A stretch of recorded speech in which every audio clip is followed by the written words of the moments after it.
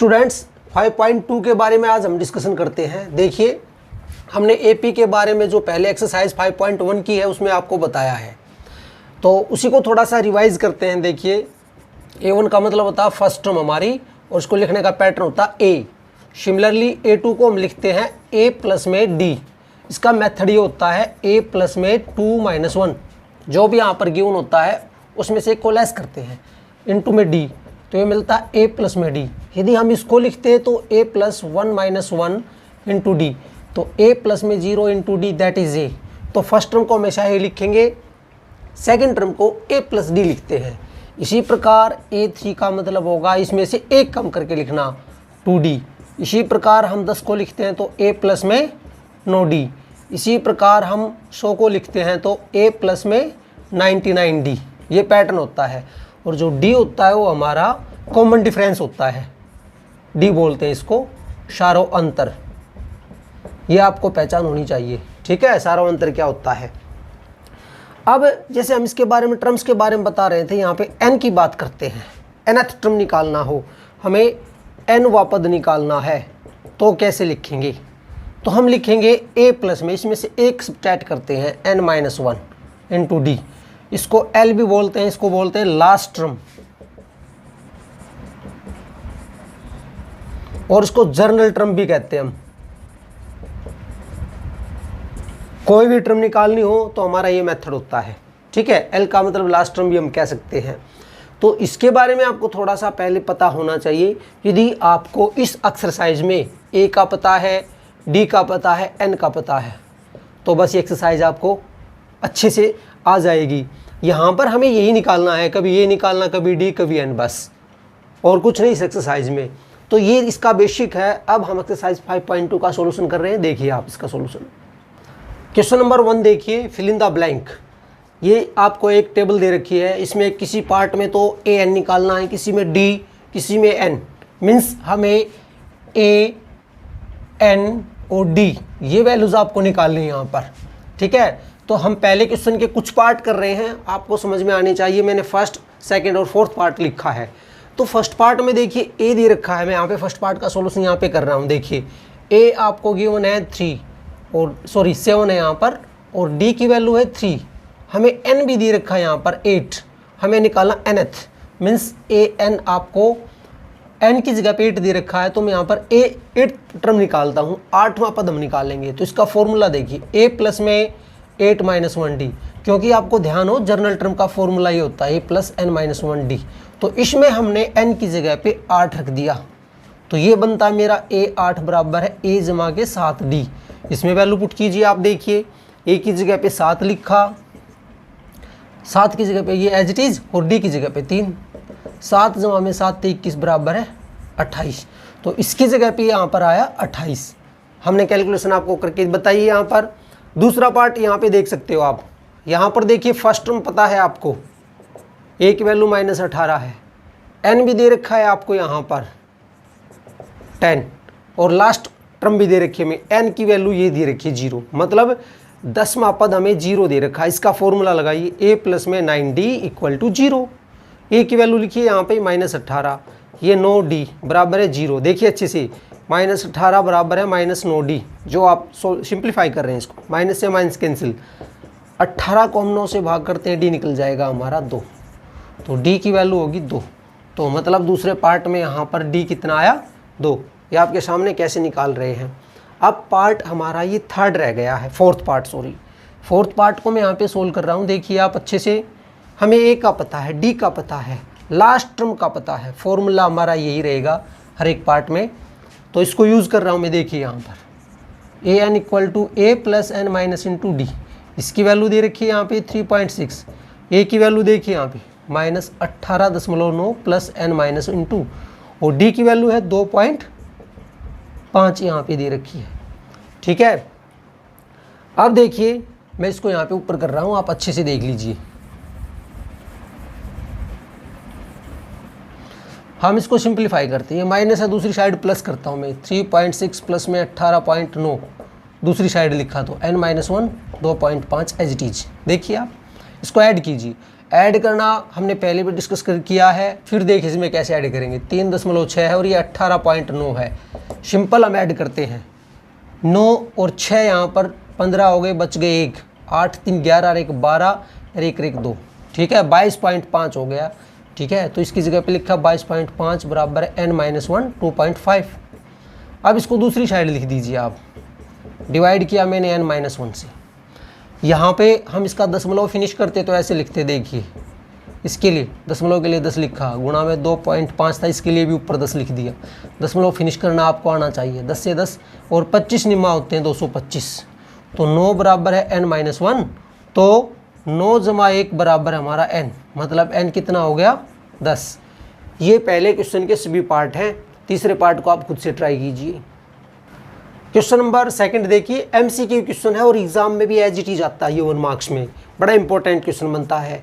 आपको पता है 4 सेट आते हैं ABCD, तो 2 में एक जैसे आते हैं, ठीक है। तो ये क्वेश्चन वेरी इंपॉर्टेंट है और एज इट इज आता है। यहाँ पर देखिए 30th टर्म निकालनी है आपको, 30वां पद निकालना है। ए हमें दे रखा है, यहाँ पर मैं लिख रहा हूँ ए की वैल्यू 10 है। डी आप निकाल सकते हैं, हमने पहले एक्सरसाइज में सिखाया आपको 7 - 10 बराबर -3। यहाँ पर n की वैल्यू आपको पता है 30, बस इसका फॉर्मूला लगाइए। ए 30 का फॉर्मूला a प्लस में 29d। आप देखिए a की वैल्यू कितनी थी यहाँ पे 10 जमा के 29 गुणा के n देखिए -3 10, इसको मल्टीप्लाई कीजिए आप यहाँ पर 9 3 27 हो गए, बच गए 2, 3 दूनी 6 2 87, मतलब -77। अब आप इसका आंसर देखिए 97, 77 पॉजिटिव है बट हमारा नेगेटिव है, तो सी इसका राइट ऑप्शन है। आप देख सकते हैं ऐसे हमने करना था। सेकंड पार्ट भी बिल्कुल सेम पैटर्न पे है। देखिए 11th टर्म हमें निकालनी है, तो a 11th का मतलब a प्लस में 10d। देखिए आप a की वैल्यू है यहाँ पर -3 प्लस में 10 एज इट इज लिखा। d की जगह पे देखिए हमें क्या मिलेगा, आप सोचिए इसको। d निकालते तो -1/2 माइनस और ये -3, -1/2 जमा के 3 में से आधा गया तो 2.5 बचता है। देखिए -1 जमा के 3 दूनी 6/2 5/2। आप देख सकते हैं ये काट कैंसिल किया 5, ये हो गया -3 जमा के 5 5 25, 25 में से 3 को घटाया तो 22। अब देखिए 22 कौन सा राइट ऑप्शन बनेगा हमारा बी। ये क्वेश्चन नंबर 2 है। क्वेश्चन नंबर 3 देखिए, हम फर्स्ट और सेकंड पार्ट को ले रहे हैं। पहले फर्स्ट पार्ट को देखिए, यहाँ पर हमें फिल इन द ब्लैंक, इसमें बताना है कि सेकंड टर्म हमारी क्या होगी। देखिए यहाँ पर a1 = a 2 है यहाँ पर, और ये 1 2 3 थर्ड टर्म है हमारी, ये तीसरी 26। a3 का मतलब तो ये होता है a प्लस में 2d, ये 26 के बराबर। देखिए हमें एक इक्वेशन मिल गई a प्लस में 2d बराबर है 26। समझिए आप बात को, हमें a की वैल्यू तो पता है, a की जगह पे मैंने 2 रख दिया बराबर है 26। सीखिए आप यहाँ पर ध्यान से। अब इस 2 को दूसरी साइड लिखता हूँ, 2d बराबर है 26 - 2 बराबर है 24। तो 2d बराबर है 24, तो d की वैल्यू होगी 24/2 मतलब 12। d हमें पता चल गया। अब ये जो बॉक्स बना हुआ है ये हमारा सेकंड प्लेस पे है, तो हमें सेकंड टर्म निकालनी है, दूसरा पद a प्लस में d। a की वैल्यू 2, d की वैल्यू 12, तो मतलब ये 14 बन गई। अब आप देखिए यहाँ पर, अब आप इसका डिफरेंस भी देख सकते हैं। 14 में से 2 गया तो 12 बनता, 26 में से 14 गए तो 12। मीन्स हमें सेकंड टर्म निकाल दी जो 14 है। अब सेकंड पार्ट देखिए, हमें फर्स्ट टर्म का तो पता ही नहीं, ये सेकंड है, ये थर्ड है, ये फोर्थ है। तो a3 का मतलब क्या होता, a प्लस में 2d, और ये 13 हो गए, फर्स्ट इक्वेशन बन गई। सिमिलरली ये हमारी 1 2 3 फोर्थ टर्म है हमारी ये। सॉरी देखिए मैंने गलत लिखा, ये हमारी एक्चुअली सेकंड टर्म है। a सेकंड को हम लिखते a प्लस में d बराबर है 13। ये इक्वेशन फर्स्ट बन गई। ये फोर्थ टर्म है, मैंने गलत लिख दी थी पहले। a प्लस में 3d = 3, ये सेकंड इक्वेशन। अब आपने थर्ड चैप्टर में सीखा होगा भाई a को जो x y की वैल्यू कैसे निकालते। थोड़ा सा एग्जांपल बताता हूँ। जैसे 5x प्लस में 3y बराबर में 10 दे दिया, मान के चलिए। यहाँ पे दे दिया -7x, और यहाँ पर माइनस में 3y दे दिया, मान के चलिए यहाँ पर, और ये 5। तो x y की वैल्यू कैसे निकालते हैं, इसके बारे में हमने थर्ड चैप्टर में देखा होगा। तो हम यहाँ पर वही उसी को यूज़ कर रहे हैं, थर्ड चैप्टर को, एलिमिनेशन मेथड। ठीक है, तो देखिए यहाँ पर a इक्वल है, यहाँ पे सब्ट्रैक्ट कर रहे हैं, ये कैंसिल किया। यहाँ पे -2d = 13 में से 3 गए तो 10। d की वैल्यू मिलती है मुझे यहाँ पर 10/-2, बराबर -5। टी मुझे मिल गया यहाँ पर। देखिए अब मुझे तो ए भी निकालना है। डी की वैल्यू मैं फर्स्ट में पुट कर रहा हूँ यहाँ पर ए प्लस में। देखिए डी की जगह पे -5 बराबर है 13। तो ए हो गया 13 जमा के 5 बराबर है 18। बस अब हमारी फर्स्ट टर्म मिल गई मुझे, ये है मेरी 18। सेकंड का पता था थर्ड में यहाँ पे नहीं लिख देता हूँ ए प्लस में 2d। ए की वैल्यू थी देखिए यहाँ पे 18 जमा के 2 और डी की वैल्यू -5। तो 18 माइनस के 10 बराबर है 8। तो ये हमने ऐसे इसके जो पार्ट्स हैं और भी आप सोल्व कर सकते हैं। देखिए नेक्स्ट क्वेश्चन नंबर जो 3 है उसका थर्ड पार्ट देखिए। फर्स्ट टर्म हमें दे रखी 5, सेकंड थर्ड ये कैलकुलेट करनी है आपको। ये फोर्थ टर्म है। देखिए काफ़ी सिंपल क्वेश्चन है। a1a = 5 और ये फोर्थ टर्म है, उसको लिखेंगे a प्लस में 3d। इसको हम सही करके लिख सकते हैं। देखिए यहाँ पे 9 दूनी 18 और 1 19/2 लिख सकते हैं यहाँ पर। ठीक है, a की वैल्यू तो मुझे पता ही है यहाँ पे पुट की मैंने। देखिए = 19/2। इसको इस साइड लिखता हूँ 3d = 19/2 माइनस के 5। एलसीएम लेते हैं यहाँ पर 5 दूनी 10 बटे में 2, ये हो गया यहाँ पर 9/2। ठीक है, अब देखिए यहाँ पे लिख रहा हूँ मैं 3d = 9/2 था, d निकालना है 9/2। ये गुणा में था, दूसरी साइड गया तो भाग हो गया। 3 से हमने कैंसिल किया, 3 एकम 3, 3 तिया 9, d हो गया 3/2। अब ये देखिए सेकंड टर्म निकालने का फॉर्मूला a प्लस में d। a की वैल्यू थी यहाँ पर 5, d की वैल्यू 3/2। एलसीएम लीजिए 5 दूनी 10 और 3 13/2। आप देख सकते हैं इसी प्रकार आपको थर्ड टर्म निकालनी है। a प्लस में 3d, सॉरी यहाँ पे 2d आएगा। a की वैल्यू थी 5 जमा के 2 और d की वैल्यू थी 3/2। 2 से 2 कैंसिल, 5 और 3 8। तो देखिए ये हो गया हमारा 13/2 और ये 8 बनता है। आप चेक कर सकते हैं। अब इसका फिफ्थ पार्ट देखिए। ये हमारी first, second, third, fourth, fifth, sixth term दे रखी है आपको। हमें सेकंड का पता है और यहाँ पर हमें सिक्स्थ टर्म का। तो ए सेकंड का मतलब होता है ए प्लस में डी जो 38 बनती है। सिक्स्थ का मतलब हो गया A6 का मतलब a प्लस के 5d बराबर में है -22। इस तरह का एक पार्ट हमने किया है। हम ए और डी की वैल्यू निकाल देंगे, उसके बाद आप कैलकुलेट कर सकते हैं। देखिए इसको सब्ट्रैक्ट किया, हालांकि हमें ये लिखते हैं थोड़ा सा, एक बार दोबारा लिखते हैं। Solving A and first and second. a plus में 5d = -22 सब्ट्रैक्ट कर रहे हैं। देखिए कैंसिल, ये माइनस के 5 और प्लस के 1 -4 होते हैं। देखिए आप -4d, ये प्लस हो गई। 8 और 2 10 बच गया, 1 3 2 5 और 1 6 -4d बराबर में 60। तो d की वैल्यू होगी 60/-4 मतलब -15। अब d की वैल्यू हम फर्स्ट इक्वेशन में पुट कर देते हैं। यहाँ पर देखिए तो a प्लस में था यहाँ पर d -15 38। तो d हो गया यहाँ पर 38 प्लस के 15, साइड चेंज की तो बराबर में है 8 और 5 13 53। अब आपको a का पता है, d का पता है, बाकी टर्म्स आप निकाल सकते हैं। क्वेश्चन नंबर 4 देखिए। ये p दे रखी है जिसकी टर्म है 3 8 13 18। हमसे पूछा गया कौन सी टर्म है यहाँ पर 78। तो देखिए यहाँ पर इसका सॉल्यूशन, ये बड़ा इंटरेस्टिंग क्वेश्चन है। फर्स्ट टर्म हमें पता है a2 8 हमें पता है, a3 की वैल्यू दे रखी है 13। इसी प्रकार आप a4 की वैल्यू लिख सकते हैं। ठीक है, सबसे पहले d निकालिए। d निकालने का फॉर्मूला आपको बताया है लास्ट एक्सरसाइज में। तो a2 की वैल्यू थी यहाँ पर 8 -3 बराबर है 5। d मुझे पता चल गया। हम लेके चलते हैं कि लेट nth टर्म = 78। हमने माना कि जो nवां पद है ये हमारा 78 है। तो देखिए इसको एक्सपेंड करके लिखते हैं +n-1 × d = 78। a की जगह पे इसकी मान रखा है यहाँ पर a n-1। d की वैल्यू थी यहाँ पर देखिए आप 8 -3 5 बराबर है 78। देखिए बहुत सारे बच्चे इसको मल्टीप्लाई करके भी सोल्व कर सकते हैं और मैं इसको डायरेक्टली लेके चलता हूँ, ये आप पे डिपेंड करता है। इसको सोल्व करने के 2 मेथड हैं। देखिए एक तो ये हम इससे मल्टीप्लाई कर देते हैं। ठीक है, तो ये मिलता देखिए 5n और माइनस के 5 जमा के 3 -2 होते हैं, -2 बराबर है 78। तो 5n बराबर है 78, दूसरी साइड गया तो प्लस हो गया, ये हो गया 80। तो यहाँ पर आपको n मिलता 80/5।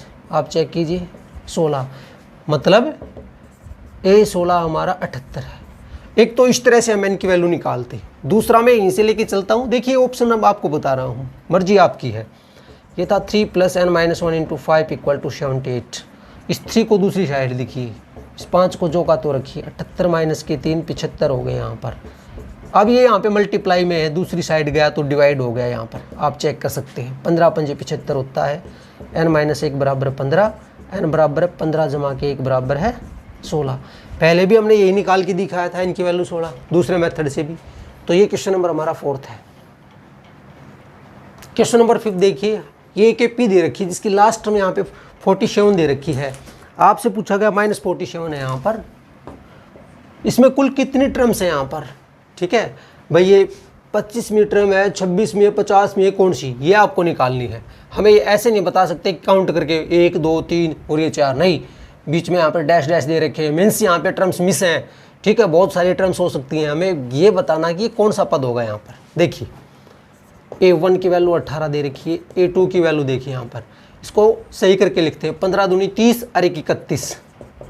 हम D निकाल लेते हैं, हम 2 से ही निकाल सकते हैं D, क्योंकि आपको AP दे रखा है। अब हमें चेक नहीं करना कि ये AP है या नहीं है, वो फर्स्ट एक्सरसाइज में ये 5.1 में ही कि भाई आपको वेरीफाई करना कि इट इज़ एन AP और नॉट, क्या ये AP बनती है या नहीं, उसमें है। जब आपको टर्म्स निकालनी हो कि ये कौन सा पद है, तो आपको AP के ज्ञात को इसको करने के लिए सिर्फ एक बार D निकालते हैं, किसी भी मेथड से आप निकाल सकते हैं। देखिए 31/2 - 18, इसका लघुत्तम लेते हैं। 18 को 2 से मल्टीप्लाई करते हुए 18 दूनी 36/2 -5/2। अब ये कौन सा पद हमें नहीं पता। देखिए माना AN बराबर है -47, इसको मैं एक्सपेंड करके लिख रहा हूँ। A की वैल्यू 18 प्लस में n-1, D की वैल्यू -5/2 बराबर है -47। 18 को दूसरी तरफ लिखता हूँ, देखिए आप अच्छे से, n-1 -5/2 बराबर है -47 - 18। क्योंकि साइड चेंज करते हैं तो सिंबल बदल जाते हैं यहाँ पर। अब इसको ऐड करके देखिए, यहाँ पर 8 और 7 15 हो गए यहाँ पे माइनस के, और यहाँ पर 5 - 6 65 हो गए। यहाँ पर आप चेक कर सकते हैं, हमें मिला n-1 -5/2 बराबर है -65। मुझे n की वैल्यू निकालनी है। देखिए ये मल्टीप्लाई में है, दूसरी साइड जाएगा तो डिवाइड हो जाता है। रिवर्स करके लिखता हूँ इसको मैं, इसका रेसिप्रोकल लिखा, माइनस से माइनस कैंसिल हो गया, 5 एकम 5, 13 पंजे 65 होता है। तो n-1 बराबर 13 दूनी 26। तो n की वैल्यू यहाँ पर होगी 26 प्लस में 1 बराबर है 27वीं। इसलिए A27 की वैल्यू है ये -47, मतलब इसमें 27 टर्म है यहाँ पर, ठीक है। इसका फर्स्ट पार्ट है तो वो ईजी है, आप उसको खुद से ट्राई कीजिए। क्वेश्चन नंबर 6 देखिए, ये AP दे रखी है आपको। आपसे पूछा गया कि क्या ये AP की कोई टर्म है या नहीं है। -150 इस AP की कोई टर्म बनती है कि नहीं बनती है। देखिए हमने n निकाला है अब से कई क्वेश्चनों में, इससे जो पहले कई क्वेश्चन किए हैं हमने कभी n की वैल्यू अभी जो किया था 27 आई, हो सकता है 16 आया हो, n बराबर 10 आया हो। आप देखिए यहाँ पर जो n हमारा जो आता है वो नेचुरल नंबर होता है, ठीक है, प्राकृतिक संख्या होती है ये n की वैल्यू, n जो भी होगा, ये ध्यान रखना आप इस बात का, ठीक है। n प्राकृतिक संख्या के अलावा कुछ भी संभव नहीं है इस एक्सरसाइज के लिए, सिर्फ n यहाँ पे प्राकृतिक संख्या होनी चाहिए, नेचुरल नंबर होनी चाहिए। हम इसको चेक करते हैं कि क्या ये AP की टर्म बनती कि नहीं।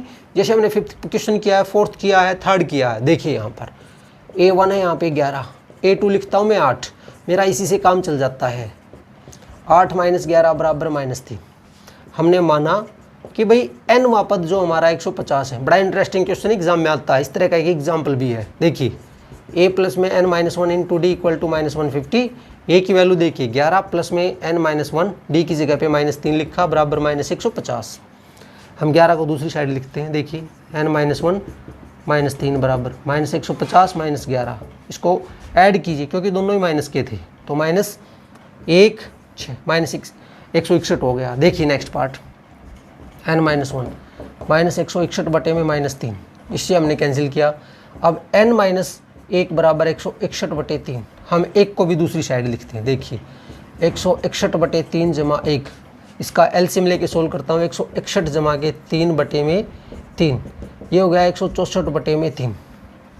अब 164 को 3 से भाग करके देखिए, मैं यहाँ पे लिखता हूँ 3 से, 3 पंजे 15, बच गया 1 14, 3 चौक 12, बच गए 2, मतलब पॉइंट पे गया यहाँ पर, ये हो गया 54 पॉइंट। आप देखिए 206 पे गया यहाँ पर जो, या आप ऐसा भी लिख सकते हैं कि 164/3 जो है प्राकृतिक संख्या नहीं है, या आप 54.6 देख सकते हैं प्राकृतिक संख्या नहीं है। जो n हमारा आ रहा है 54.6 नेचुरल नंबर नहीं है,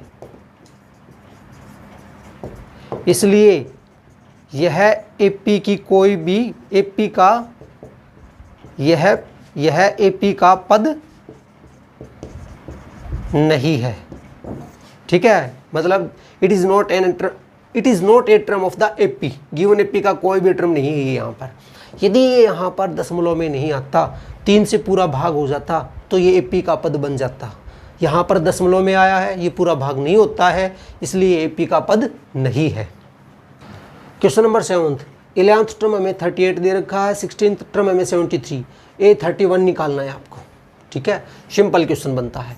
ए 11 का मतलब ए प्लस में 10d इक्वल टू 38। ठीक है, और ए 16 का मतलब होता है ए जमा के 15d बराबर में 73।